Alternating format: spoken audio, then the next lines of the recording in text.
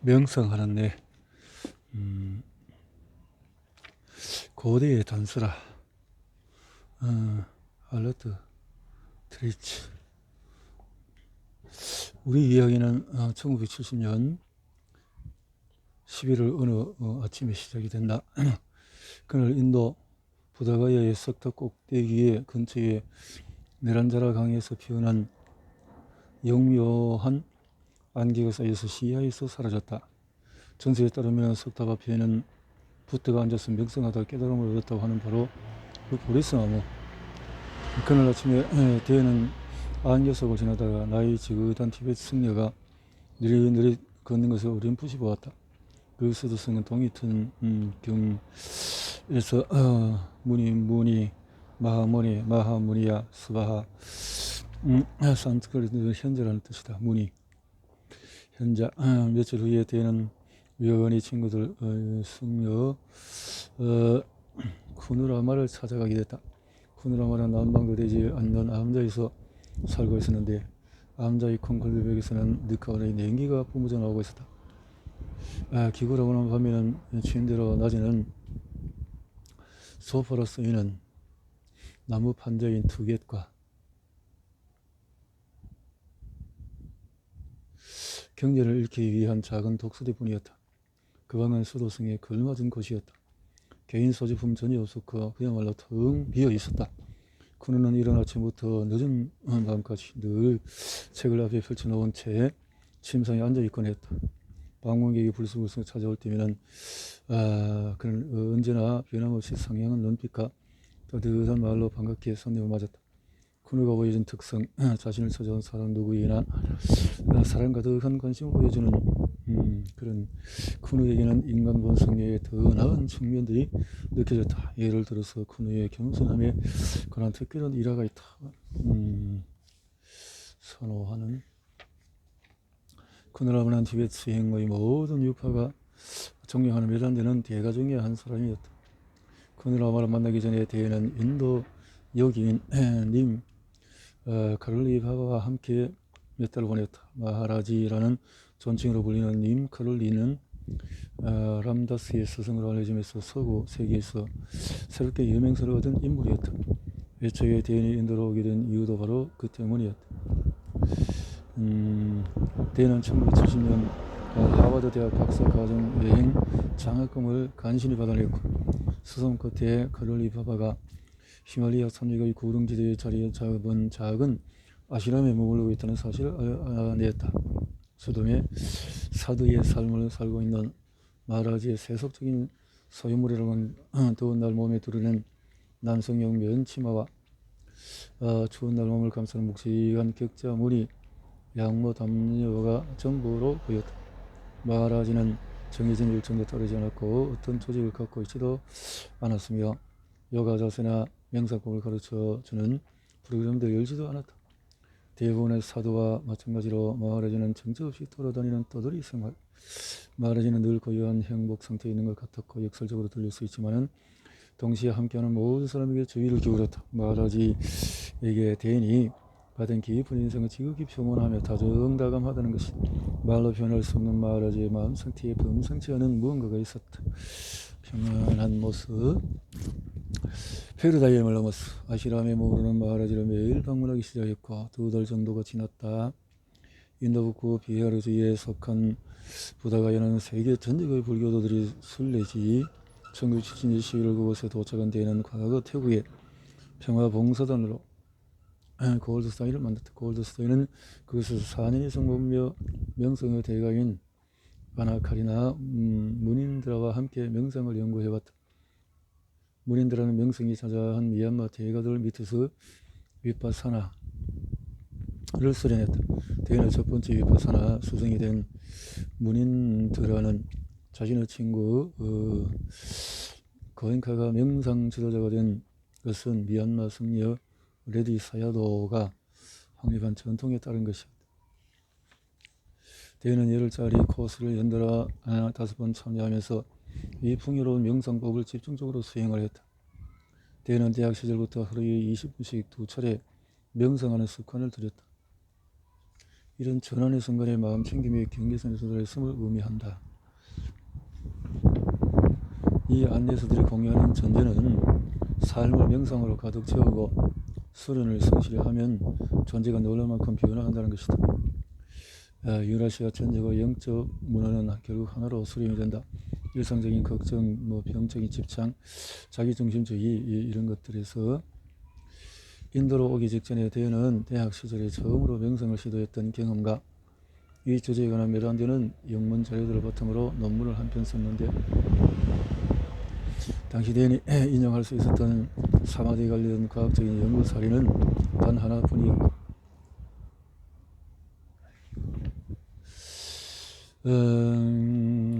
반항아의 탄생 과정은 인도 거의 모든 가정에서는 집이 재단을 두듯이 차량에도 재단을 둔다. 1972년 가을에 인도에서 하버드를 들어온 후 댄이 케임브리지에서 몰고 다니던 진홍색 폭스바겐 벤은 그 자체가 신전이 되었다. 댄은 스트레스 반응에 대한 심심케이법으로서 우리는 수업이 끝난 후에 이야기를 나누다 같은 목표를 추구하고 있다는 것을 알게 되었다. 리치는 당시 이렇게 예상한다. 하버드에 다니는 누군가가 그런 논문을 써니 너무너무 흥분이 되더라고요. 리치가 맨 처음 의식에 관심을 갖게 된 것은 영국의 소설가 올더스 헉슬리, 영국 정신과 의사 랭.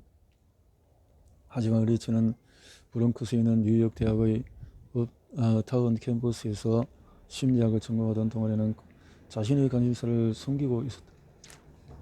한 번은 이런 일도 있었다. 리치가 이상심리학 강의를 신청했는데 교재가 철저히 행동주의자적인 시각에 입각해 있었다. 리치는 학과장 졸업한 우등생들을 대상으로 연세미를 참석했다가 스키너가 1957년 저술한 어느 행동이 교재를 쓰이는 것을 알고 엄청난 충격을 받았다. 그 책은 인간의 모든 습관이 강화를 통해 학습된다고 주장하면서 대표적인 사례로 언어를 들었다. 하지만 이미 몇 년 전에 스키너의 책은 미트 언어학자 노엄 촘스키에 의해서 명리라고도 아주 노골적인 공격을 받은 바 있다. 예를 들어서 촘스키는 개가 아무리 많이 인간의 언어를 듣는다고 해도, 그리고 아무리 많은 보상을 준다고 해도 개가 말을 하게 만들 수는 없을 것이라고 지적한다. 반면에 인간의 아기는 특별한 강화 없이도 말하는 법을 배운다. 이는 언어 속달로 나아가게 하는 것이 단순히 학습된 현상이 아닌 선천적인 인지 능력들을 암시한다. 그 세미나에서 발표할 차례가 되었을 때 리치는 스키너의 책에 대해서 촘스키의 평론을 요약해서 설명했다. 그 후로 그는 학과장이 끊임없이 자신을 방해하려 한다는 사실, 학과에서 내쫓아버리고 싶어하는 느낌을 받았다. 그 세미나 때문에 리치는 미칠 지경이었다. 그러다 보니 새벽 3시에 학과장의 연구실에 몰려들어서 비둘기들 다 풀어주는 공상을 하기도 했다. 리치는 사람들이 정신적인 방황을 하거나 정신적인 일을 할 때의 심장이 얼마나 뛰는지, 땀이 얼마나 나는지 모니터링했다. 정신과정을 추론하기 위해서 생리학적인 수단을 사용한 첫 번째 사례였고, 당시에는 매우 급진적인 방법이었다.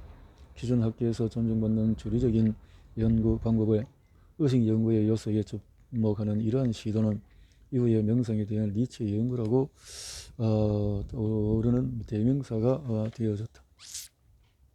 한편 대인의 경우에 의식에 대한 관심을 반영해서 지원한 어떤 대학에도 교수직을 구하지 못했다. EQ 감성지능을 출간했는데 대인은 뉴욕타임즈 800여 건 이상의 기사를 실었으나 명상과 관련된 기사는 극소수에 불과했다. 변성된 상태. 하버드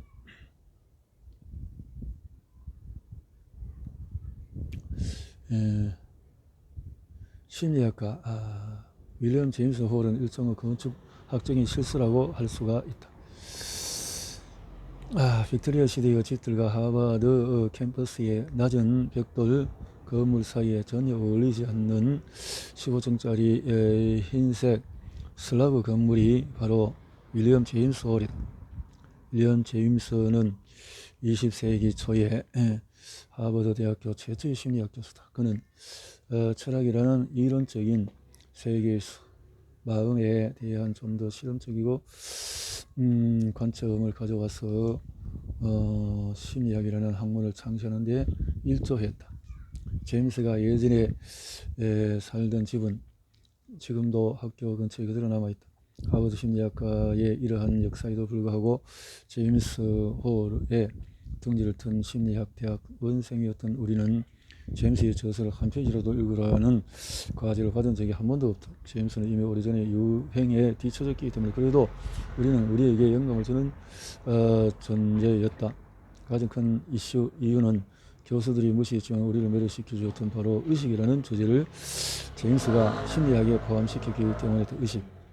제임스가 살던 시대에 다시 말해서 19세기, 20세기 말 보스턴의 전문가들 사이에서 아사나 질서, 치과의사들은 이 화합물을 일상에서 효율적으로 사용하면서 웃음가스라는 이름을 붙이기도 했는데 들이마신 게 유행이었다. 제임스는 비록 다른 이름으로 칭하긴 했지만 의식의 변성된 상태가 존재한다는 것을 지적하고 이렇게 덧붙였다. 그 존재는 몰라도 아마 삶을 살아가는데 아무 지장이 없을 것이다. 하지만 이 의식의 순간이라도 깨어있거나 의식 과정이 살짝 닿기만 해도 이를 통해서 온전함으로 현존하고 있음을 알게 될 것이다. 대인의 기사 서두를 장식한 바 있는 이 구절은 윌리엄 제이스의 종교적인 체험의 다양성에 등장한다. 심리학은 마음 지형을 논하면서 이러한 상태를 어떠한 설명도 하지 못했다. 프로이트에서 시작한 심리학의 초창기 때부터 변성된 상태들은 진지한 고려 대상이 되지 못하고 이러저러한 이유로 정신병적인 증상으로부터 치유되고 말았다. 예를 들어서 프랑스인이자 노벨상 수상자인 로맹 르랑은 20세기 초 인도 성자 스리 라마크리슈나의 제자가 된 후에 자신이 체험한 신비로운 상태를 묘사하는 편지를 프로이트에게 쓴 적이 있다. 프로이트는 이러한 체험을 유아기 퇴행이라고 진단했다.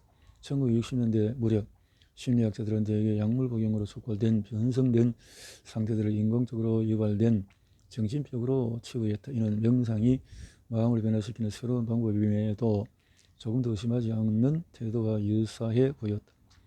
그런데 1972년에 갑자기 의식에 대한 열렬한 관심이 케임브리지 시대에 포함이 되어졌다.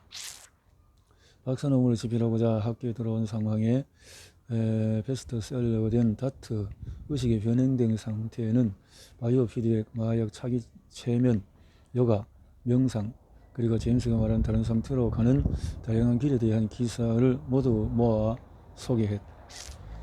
신경전달 물질에 대한 연구 결과들은 환각제와 같은 약물을 이용해서 변성된 상태를 얻고자 하는 행위에 대해 과학적인 징계로 활동되면서 서서히 문화 일반으로 흘러들어갔다. 당시 가히 환각제 혁명의 시대라고 할 만했고 그 혁명은 우리가 몸담고 있던 하버드 대학교의 심리학과에 뿌리를 넣었다. 아마 그래서 변성된 상태의 냄새를 풍기는 것이라면 뭐든지 좋지 않게 보는 이들이 있었다. 환각제를 둘러싼 흥분과 그것에 매료된 문화 현상은 어느 면에서는 수년 동안 신경전달 물질에 대한 지식을 진보시켜온 당시 내가의 파생물이었다.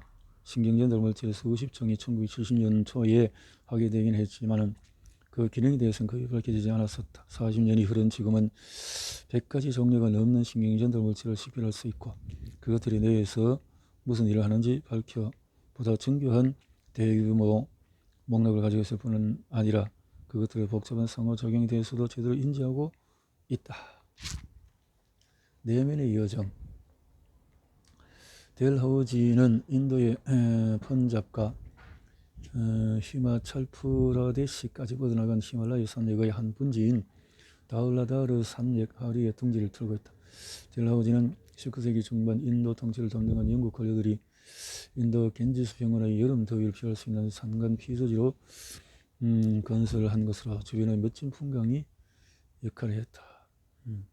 식민지 시대의 유산인 그림 같은 방갈로가 지금도 남아있는 이 산간 피서지는 오랫동안 관광 명소로 사랑받아 왔다. 하지만 1973년 여름 리치와 수전이 델하우지를 찾은 것은 그것의 풍광 때문이 아니었다. 그들은 열흘간의 집중 수련에 참여하기 위해서 이곳에 왔다. 이렇게 심도 깊은 명상 수련을 체험하는 것은 처음이었다. 집중 수련을 제대로 받은 이는 다름 아닌 고엔카였다. 고엔카.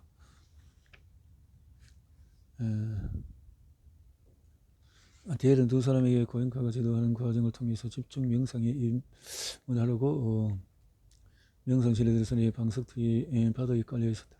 하루에 12시간 내내 명상하면서 리치는 하루 종일 콧구멍에 느껴지는 호흡 감각들에 집중하는 과제를 받아 사흘째 변화가 일어났다. 머리에 발끝까지 고인가의 수행 지침이 있었다. 그 수행에 따라서 얼마 후에 완전 몰입 상태에 이 집중선에서 리치는 행복감을 경험했고 집중선을 마친 후에 행복에 도취되었다. 수정과 리치가 세간을 빠져나왔을 때 맞이한 가족들은 충격을 받고 공포에 질린 듯 들은 인도풍으로 가족들이 사는 뉴욕 북부 도착하자 절반이나마 남아있던 명상의 황홀경이 바닥을 치고 말았다. 리치의 경우는 윤기가 내렸을 때에 자신의 모습만큼이나 끔찍했다. 리치는 대략의 집중 수련에 도달했던 상태를 되살리려고 했었지만 이미 사라지고 없었다. 번쩍 정신이 들게 했던 이 경험은 불타오르는 과학적인 질문으로 바뀌었다. 명상을 통해 경험한 황홍일 그와 같은 상태는 얼마나 오래 지속이 될까? 얼마나 오래 지속이 될까? 명상을 위한 안내서. 리치가 내면적으로 어디쯤 있었는지 상세히 설명해 줄 수 있는 책이 있다. 수백 년을 흘렀음에도 청정도로는 상자부 불교 전통에 따르는 미얀마의 태국 같은 지역의 명상가들에게 가장 신뢰할 만한 수행 지침서, 마음챙김. 처음에는 생각의 흐름이 포커스처럼 밀려오는데 초보자들이 때문에 자기 마음대로 되지 않는다고 낙담하기까지 까기도. 청정도론에 따르면 수행하면서 집중력이 강화되면 방황하던 생각들이 우리들 마음의 뒷골목 어디론가로 끌어내리기보다는 점점 차분히 가라앉는다고. 청정도론은 이보다 높은 수준의 자아나 7가지를 더 열거한다. 가우타마 부타의 시대에는 사마디 상태에 완전히 집중된 몰입이 요기들을 해방으로 이끄는 지름길로. 마음 챙긴 상태에서는 명상가는 마음속에 무엇이 찾아오든 아무 반응 없이 그저 알아차릴 뿐이다. 청정도로는 조이 깊게 지속되는 마음 챙김이 어떻게 우리를 최후의 깨달음인 니르바나를 일련의 단계로 이끌어주는 더 세심한 통찰 수련으로 이어지는지 알려준다. 통찰 명상으로 전하는 생각과 알아차림의 관계에서 일어난다. 생각과 마음을 일련의 과정으로 이해하고 나면은 생각의 유혹에 휩쓸리는 대신에 통찰의 길로 들어서게 된다. 연못에 진흙이 가라앉으면 물속을 들여볼 수 있듯이 생각의 흐름이 잠잠해지면 우리의 정신이라는 집합체를 훨씬 더 명확하게 관찰할 수 있다. 리치가 명상에서 경험한 황홀경도 이렇게 진보하는 과정에서 도달하는 지점 중에 하나였을 것이다. 인도에는 수년 동안의 동굴에서 올라 지내면서 사마디의 심한 상태들을 들성해낸 어느 수행자에 대한 이야기가 전해져 온다. 시장은 사람들로 북새통. 수행자가 군정사회를 해치고 몹시 아프던 수행자는 화가 나서 소년을 때리고 지팡이를 들어올렸다. 그러다 갑자기 자신이 무엇을 하는지를 소년을 때리려고 했던 분노를 알아차렸고 바로 몸을 돌려서 동굴로 들어가서 수련을 다시 시작.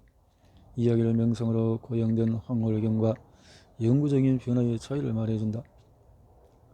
샤마디 혹은 자나 같은 일시적인 상태를 뛰어넘는 존재 자체의 지속적인 변성이 존재할 수 있다. 청정도론에 따르면 이런 변성이야말로 통찰에 의해서 가장 높은 단계에 도달해 진정한 결실, 통찰.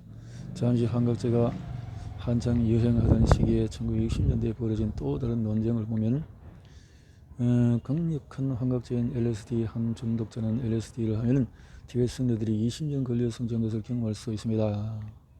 20분 만에. 그러나 완전히 틀린 말이다. 약물로 유발된 상태의 문제는 화학물질이 몸에서 사라지고 나면 예전 그대로 원래의 사람으로 돌아간다는 것이다. 하지만 리치가 발견했듯이 명성으로 유발된 황홀경도 서서히 사라지는 것은 마찬가지다. 사라지는